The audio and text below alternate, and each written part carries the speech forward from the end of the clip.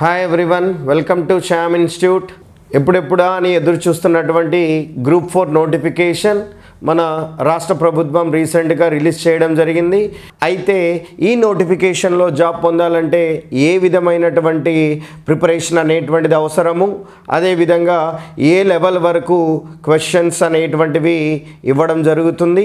ఈ నోటిఫికేషన్లో మొట్టమొదటిగా స్క్రీనింగ్ టెస్ట్ అనేటువంటిది కండక్ట్ చేయడం జరుగుతుంది సార్. ఈ స్క్రీనింగ్ టెస్ట్ అనేటువంటిది 150 మార్కులకు గాను ఉంటుంది. Section A and section B అని రెండు విభాగాలు ఇవ్వడం జరుగుతుంది సార్. ఈ సెక్షన్ ఏ విభాగానికి జనరల్ స్టడీస్ అండ్ మెంటల్ అబిలిటీకి సంబంధించి 100 క్వశ్చన్స్ ఇవ్వడం జరిగింది, 100 మార్క్స్ గాను. మన శ్యామ్ ఇన్స్టిట్యూట్ ఆధ్వర్యంలో ఎక్స్పర్ట్ టీమ్ గత నోటిఫికేషన్స్ని జాగ్రత్తగా పరిశీలించి వాటి ఆధారంగా సబ్జెక్టు నుంచి ఎన్ని మార్కులు రావచ్చు అనేటువంటిది ఒక బ్లూ ప్రింట్ అనేటువంటిది తయారు చేయడం జరిగింది. ఇందులో మన సబ్జెక్టుకి సంబంధించి analytical ability and data interpretation నుంచి 4 మార్కుల వరకు, అదేవిధంగా డేటా అనాలిసిస్ అంటే స్టాటిస్టిక్స్ కాన్సెప్చువల్ క్వశ్చన్స్ ఇస్తున్నారండి ఎక్కువగా. దాన్ని బేస్ చేస్తూ ఒక 3 క్వశ్చన్స్, దాదాపుగా 7 నుంచి 10 క్వశ్చన్ల వరకు వచ్చే పాసిబిలిటీ ఉంటుంది. స్క్రీనింగ్ టెస్ట్కి సంబంధించి సిలబస్ అనేటువంటిది ఏమి ఇవ్వడం జరుగుతుంది. స్క్రీనింగ్ టెస్ట్ సెక్షన్ ఏ విభాగానికి సంబంధించి జనరల్ స్టడీస్ మరియు మెంటల్ ఎబిలిటీకి సంబంధించి వాళ్ళు ఇచ్చినటువంటి సిలబస్ అనేటువంటిది ఇక్కడ మనం ఇవ్వడం జరిగిందండి. ఆ సిలబస్ అనేటువంటిది ఒకసారి జాగ్రత్తగా అబ్జర్వ్ చేయండి. రైట్, అందులో డేటా అనాలసిస్, డేటా ఇంటర్ప్రిటేషన్ అనేటువంటిది ఎక్కువగా కాన్సన్ట్రేట్ చేయడం జరిగింది sir.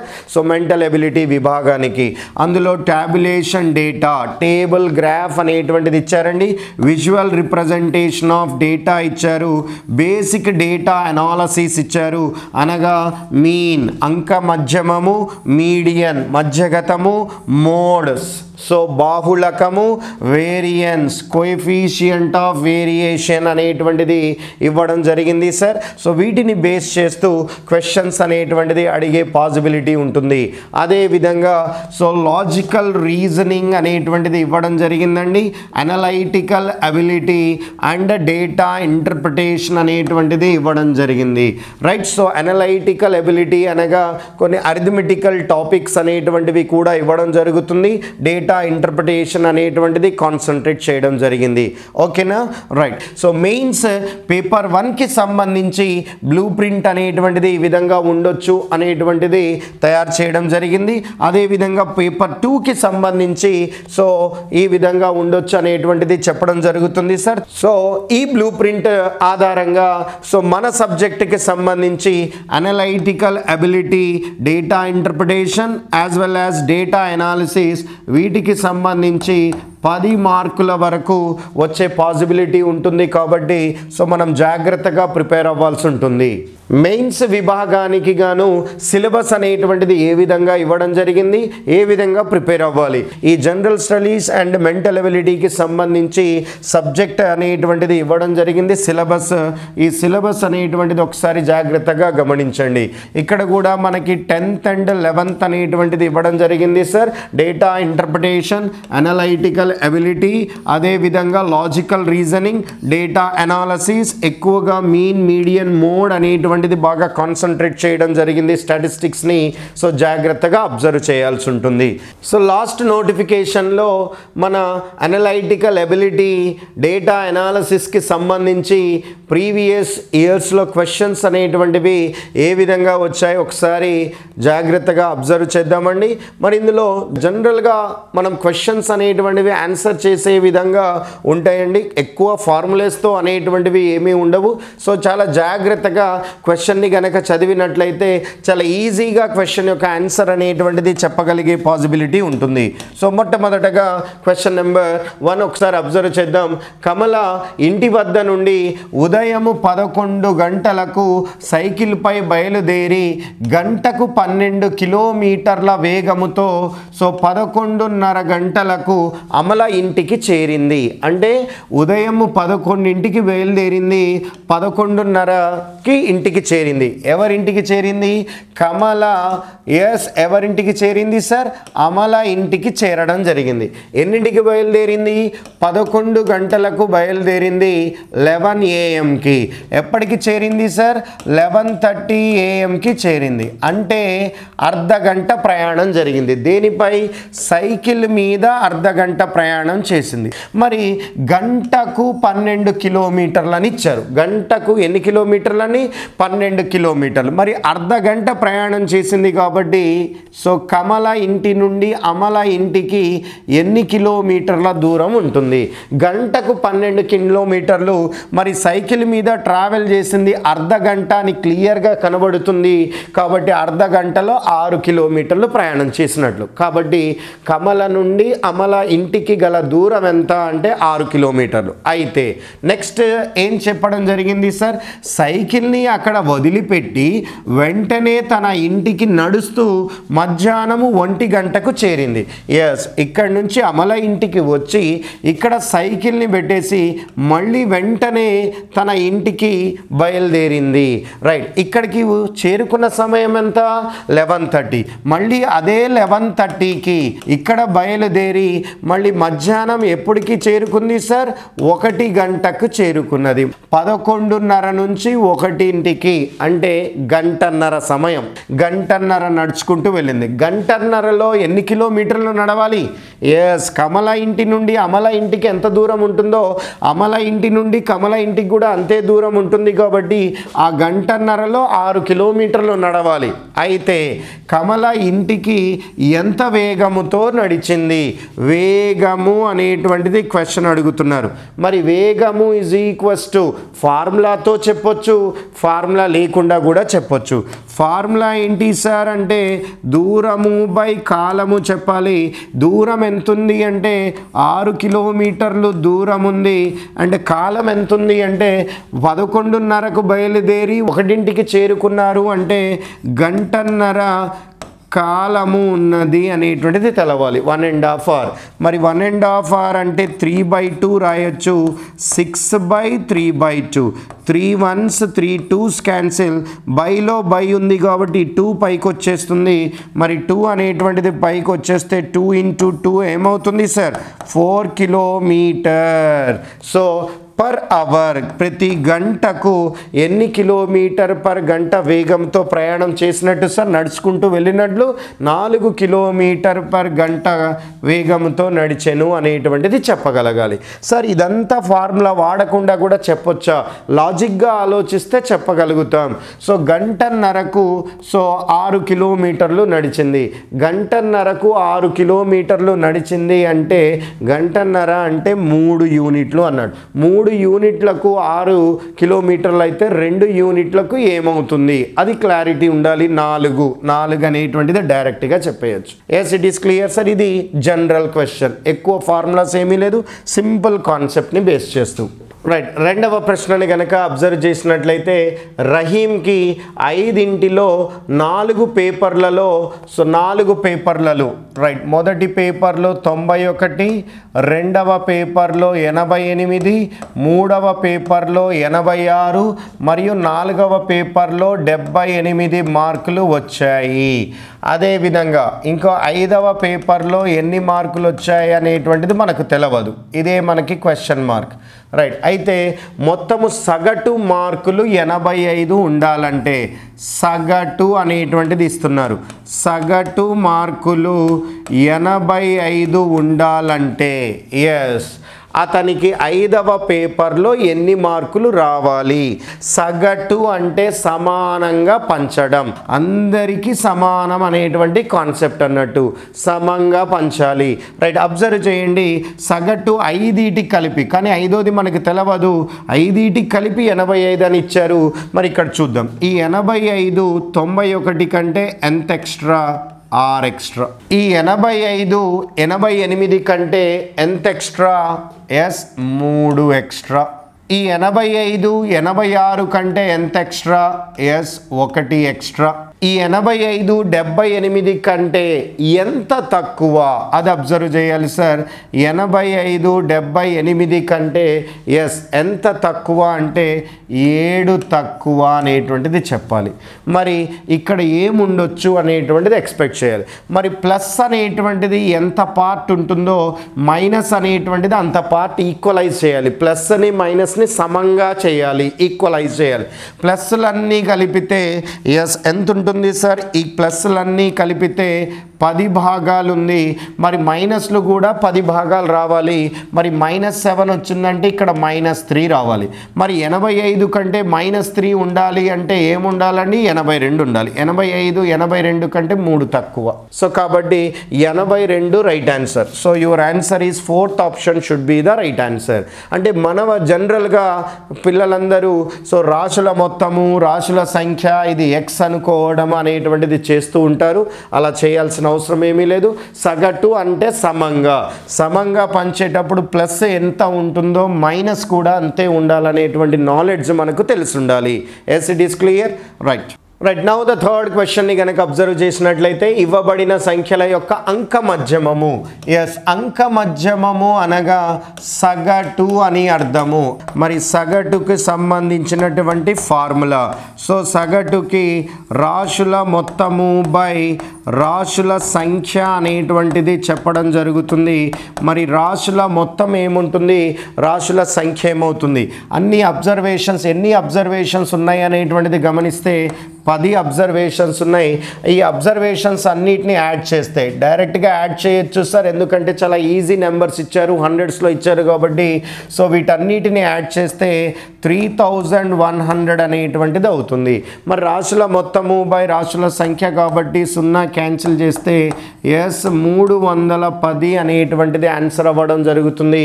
So that is given in second option should be the right answer. Yes it is clear?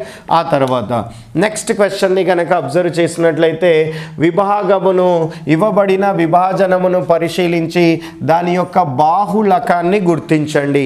బాహుళకము అంటే సో మోడ్ అంటారు సార్. బాహుళకము ఎక్కడ ఎక్కువ విద్యార్థుల సంఖ్య ఉంటుందో దాన్నే ఫ్రీక్వెన్సీ అంటారు. So where the frequency is maximum, ఎక్కడ పౌనపున్యము అంటారు. విద్యార్థుల సంఖ్యని పౌనపున్యం అంటారు ఎఫ్. ఎక్కడ విద్యార్థుల సంఖ్య గరిష్టంగా ఉంటుందో దానికి సంబంధించిన అంశాన్ని మనం బాహుళకం అనాలి. మరి విద్యార్థుల సంఖ్య గరిష్టంగా ఉంది, ఇది అవుతుంది. విద్యార్థుల సంఖ్య గరిష్టంగా ఉన్నది ఇక్కడ 2 చోట్ల గరిష్టంగా ఉంది. మరి 2 చోట్ల గరిష్టంగా ఉంది కాబట్టి దానికి సంబంధించినటువంటి అంశాన్ని ఆన్సర్గా ఇవ్వాలి. మరి దానికి సంబంధించిన అంశాలు 2 ఉన్నాయి. ఒకటి 50 ఉంది, 60 ఉంది. 50 ఆన్సర్ అవుతుంది, 60 ఆన్సర్ అవుతుంది. That is 50, 60. సో పౌనపున్యము ఎక్కడ గరిష్టంగా ఉంటుందో ఆ అంశాన్ని, దానిని కాదు, పౌనపున్యాన్ని ఇవ్వకూడదు. పౌనపున్యము గరిష్టముగా ఉంటే దానికి సంబంధించిన కరస్పాండింగ్ అబ్జర్వేషన్ అంటారు. సో దానికి సంబంధించిన అంశాన్ని సో మనము బాహుళకంగా ఇవ్వాలి. 50 and 60 అనేటువంటివి మన ఆన్సర్స్ అవుతాయి. Okay right. Now the next one. ఈ పట్టికలో మధ్యగతాన్ని ఎక్కువగా కాన్సన్ట్రేషన్ స్టాటిస్టిక్స్ డేటా అనాలసిస్ అన్నారు. స్టాట్స్ మీద ఎక్కువ కాన్సన్ట్రేట్ చేశారు. రైట్, జాగ్రత్తగా అబ్జర్వ్ చేయండి. మధ్యగతము రైట్. అయితే ఇక్కడ 2 పాయింట్లు గమనించాలి. మధ్యగతాన్ని ఇంగ్లీష్లో మీడియన్ అనేటువంటిది చెప్పడం జరుగుతుంది. మధ్యగతం అంటే ఏమంటాం సార్? మీడియన్. మీడియన్ అనేటువంటిది చేయాలి అంటే మధ్యగతాన్ని కనుక్కోవాలంటే మొదటగా అంశాలను ఒక క్రమములో రాయాలి. మరి ఆ క్రమం ఏ క్రమం రాయాలి సార్? ఆరోహణ రాయొచ్చు, అవరోహణ రాయొచ్చు, ఏ క్రమమైనా తీసుకునే పాసిబిలిటీ ఉంటుంది. మరి ఆరోహణ క్రమం అనగా చిన్న నుండి పెద్ద నెంబర్కి రాయాలి. ఫస్ట్ చిన్నవి 100s ఉన్నాయి కాబట్టి 100 3 సార్లు ఇవ్వడం జరిగింది. 100 అనేటువంటిది 3 సార్లు అనేటువంటిది రాశాను. ఆ తర్వాత నెక్స్ట్ చిన్న అబ్జర్వేషన్. సో 200 అనేటువంటిది 1 టైం ఇవ్వడం జరిగింది.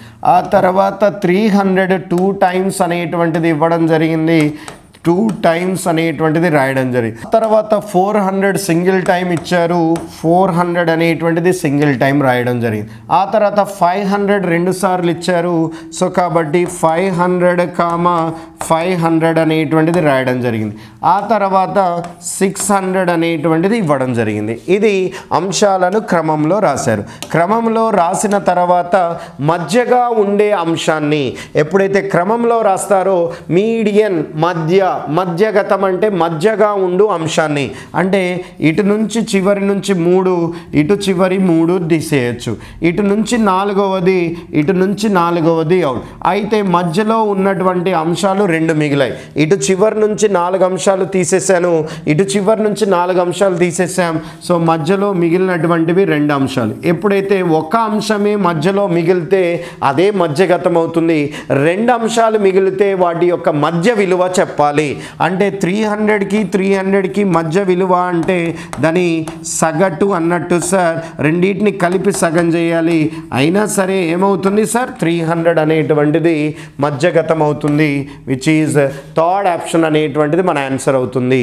ఓకే, అదేవిధంగా right. Now the next question అనేటువంటిది జాగ్రత్తగా అబ్జర్వ్ చేయండి.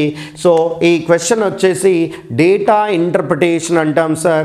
ఒక గ్రాఫ్ అనేటువంటిది ఇవ్వడం జరుగుతుంది. అంటే ఒక టేబుల్ చార్ట్ ఇవ్వడము, లేదా ఒక పై చార్ట్ అనేటువంటిది ఇవ్వడము. సర్కిల్ ఇచ్చి క్వశ్చన్స్ ఇస్తారు, పై చార్ట్ ఇవ్వడము, లేదా లైన్ గ్రాఫ్ ఇవ్వడము, లేదా సో ఇలా టేబుల్ గ్రాఫ్ అనేటువంటిది ఇవ్వడము జరుగుతుంటుంది.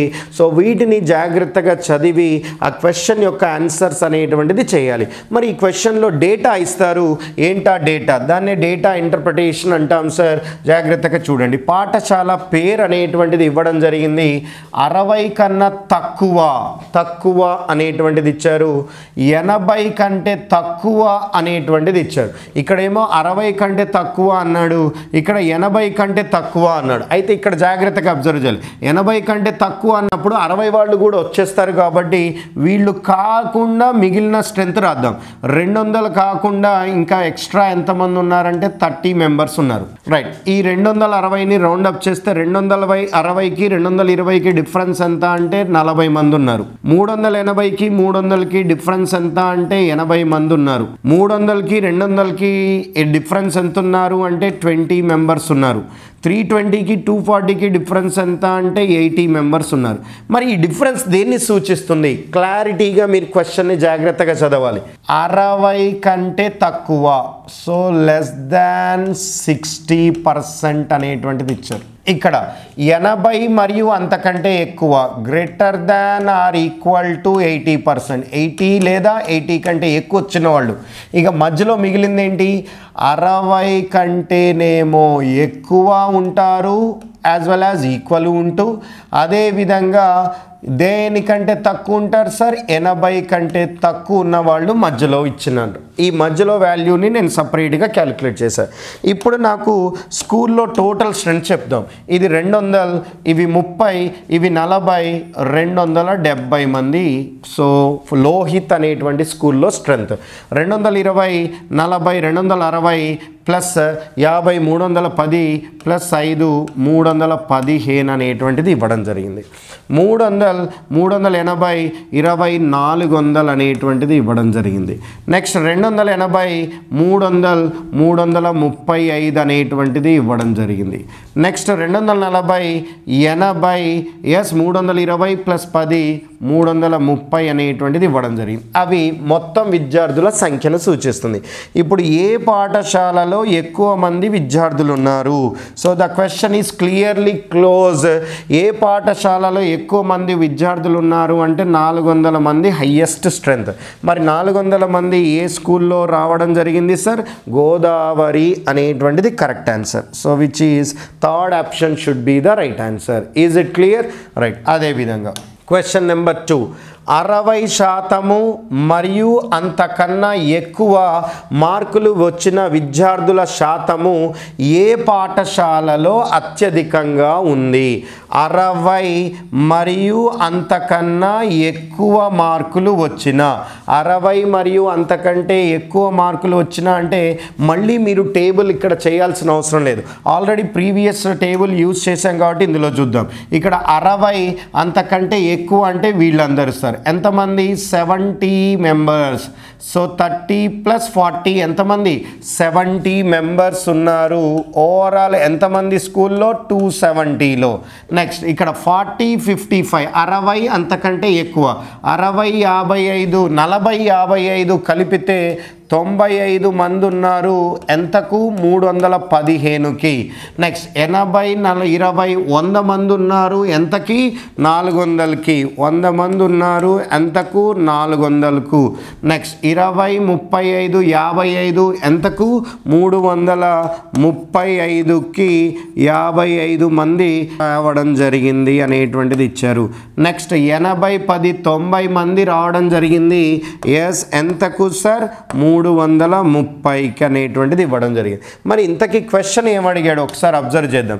ఎక్కువ మార్కులు వచ్చిన శాతము అంటే ఎక్కువ శాతం కావాలి. ఎక్కువ శాతం ఇక్కడ ఏది అయ్యే ఛాన్స్ ఉంటుంది ఒక్కసారి జాగ్రత్తగా ఊహించండి. మీరు మొత్తం చేయాల్సిన అవసరం లేదు సార్.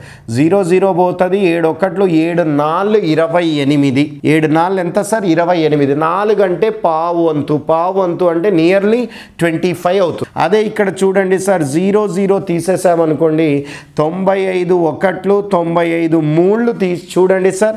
సో 95 3 గనక చూస్తే సో నియర్లీ 1/3 వస్తుంది. మరి ఇక్కడ 1/4 ఉంది. ఇది తక్కువ ఉంది. ఇది 1/4 టైం అనేటువంటిది పోవట్లేదు. సో కాబట్టి ఎస్ ఎక్కడ పాసిబిలిటీ ఉంటుంది అంటే సో సెకండ్ ఆప్షన్. సెకండ్ అంటే సో దట్ ఈస్ 95 అనేటువంటిది చెప్పాలి. గంగా అనేటువంటిది కరెక్ట్ ఆన్సర్.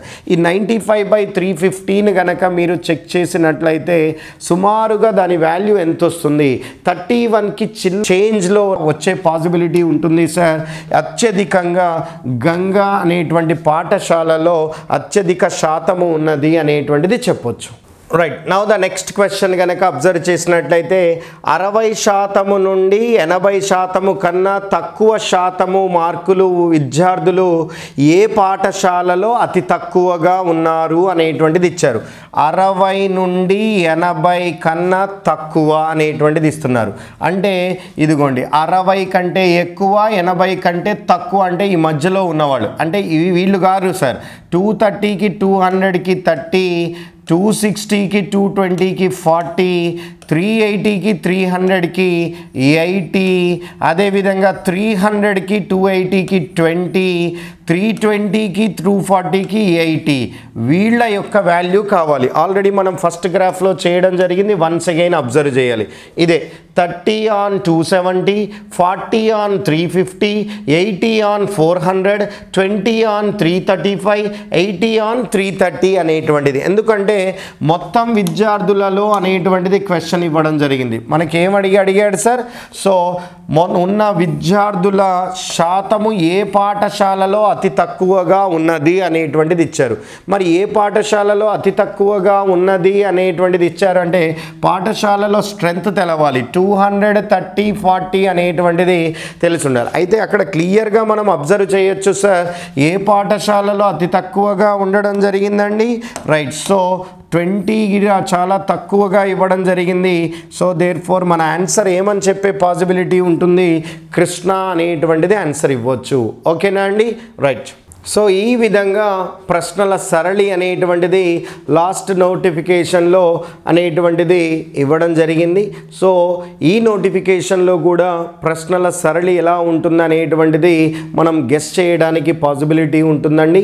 రైట్. సో అదేవిధంగా మన శ్యామ్ ఇన్స్టిట్యూట్ ఆధ్వర్యంలో గ్రూప్ 4 నోటిఫికేషన్కి సంబంధించి సో అద్భుతమైనటువంటి అవకాశాన్ని విద్యార్థులకు అందజేయడం జరుగుతుంది. మరి ఏంటి ఆ అవకాశం అనేటువంటిది ఒకసారి అబ్జర్వ్ చేయండి సార్. మన శ్యామ్ ఇన్స్టిట్యూట్ తరపు నుంచి సువర్ణమైన అవకాశం సార్. ఒకసారి అబ్జర్వ్ చేయండి. గ్రూప్ 4 నోటిఫికేషన్కి గాను సో మనం కోచింగ్ అనేటువంటిది ఇవ్వడం జరుగుతుంది సార్. మన శ్యామ్ ఇన్స్టిట్యూట్ ఆధ్వర్యంలో Telugu medium and English medium 2 batches conduct చేయడం అనేటువంటిది జరుగుతుంది. అండ్ ఆ కోచింగ్ కూడా ఆఫ్లైన్ మరియు ఆన్లైన్ ఆఫ్లైన్ రెండు విధానాలలో కూడా మనం కోచింగ్ అనేటువంటిది ఇవ్వడం జరుగుతుంది. మరి ఈ న్యూ బ్యాచ్ అనేటువంటిది నూతన సంవత్సరము 5వ తారీఖున January 5th morning 10 AM start అవ్వడం జరుగుతూ ఉంటుంది. అదేవిధంగా డైలీ క్లాసెస్ అనేటువంటి నిర్వహణ ఎలా ఉంటుంది, ఆన్లైన్లో అయినా ఆఫ్లైన్లో అయినా సరే సార్ అబ్జర్వ్ చేయండి. ఆఫ్లైన్లో డైలీ 8 hours క్లాస్ నడుస్తుంది, as well as plus daily test అనేటువంటిది ఇవ్వడం జరుగుతుంది. ఆన్లైన్లో కూడా 6 hours క్లాస్ నడుస్తుంది, యాజ్ వెల్ యాజ్ ఆన్లైన్లో కూడా ప్రతిరోజు పరీక్షను నిర్వహించడం జరుగుతుంది. మరి ప్రతిరోజు డైలీ టెస్ట్తో పాటు వారాంతపు టెస్ట్ కూడా మనం కండక్ట్ చేయడం జరుగుతుంది. ఎవ్రీ మండే గ్రాండ్ టెస్ట్ అనేటువంటిది ఇవ్వడం జరుగుతుంది.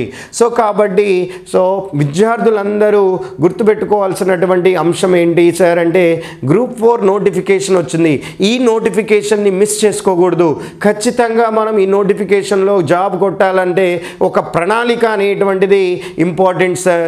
ఆ ప్రణాళిక అనేటువంటిది మరి ఏ విధంగా ఉంటుంది అనేటువంటిది మన శ్యామ్ ఇన్స్టిట్యూట్ ద్వారా చాలా ఈజీగా జాబ్ సంపాదించుకోవచ్చు అనేటువంటి విషయం మనకు క్లియర్గా అర్థమవుతుంది. సో కాబట్టి విద్యార్థులందరూ ఈ అవకాశాన్ని త్వరగా తీసుకోవాలనేటువంటిది కోరుకుంటున్నామండి. సో కాబట్టి ఖచ్చితంగా మనకి ఈ నోటిఫికేషన్లో జాబ్ పొందాలనుకోవాలనుకుంటే మనకు ఈ స్క్రీన్ మీద స్క్రోల్ అయినటువంటి నెంబర్స్ అనేటువంటిది అబ్జర్వ్ చేయండి సార్. ఈ నెంబర్స్ని కాల్ చేసి వెంటనే మీ యొక్క సీటుని రిజర్వ్ చేసుకోండి.